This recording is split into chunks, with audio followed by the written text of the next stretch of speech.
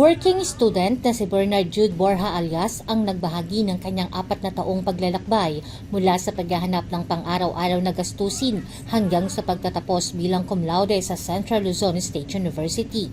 Nagtapos si Bernard ang Bachelor of Secondary Education, major in Filipino bilang miyembro ng Class of 2026.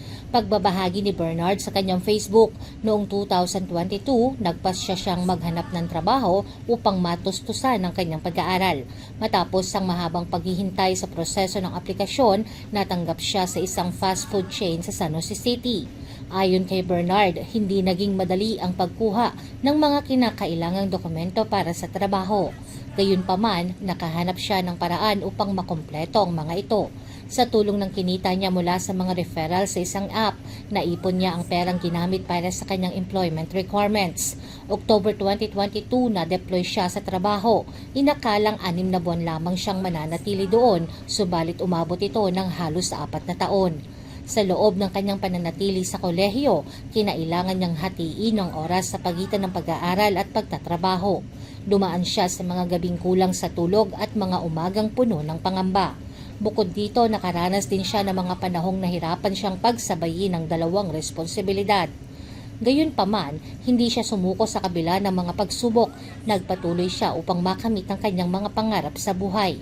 Dahil sa kanyang tiyaga at determinasyon, matagumpay niyang natapos ang kanyang kurso at nakuha ang kanyang diploma. Sa kabila ng mga hamon, nagtapos si Bernard bilang cum laude at naging kauna-unahang Latino Honor graduate sa kanilang pamilya. Dahil dito, nagpahayag siya ng pasasalamat sa kanyang mga magulang, pamilya at mga kaibigan na sumuporta sa kanya sa buong panahon ng kanyang pag-aaral.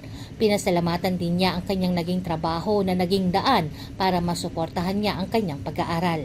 Ayon kay Bernard, no more next SEM pero may next goal. Nais siyang iparating sa mga kabataan na huwag matakot sa hirap at huwag panghinaan ng loob kung naiinggit sa tagumpay ng iba. Ayon sa kanya, maaaring maging inspirasyon ng inggit upang lalo pang magsikap at abutin ng pangarap sa buhay. Binigyan din niya na ang tagumpay ay hindi nasusukat sa bilis ng pag-abot sa mithiin, kundi sa tibay ng loob. Anya, ang bawat sakripisyo ay may kaakibat na gantimpala at bawat hakbang, gaano man kabigat, ay patungo sa mas maliwanag na bukas.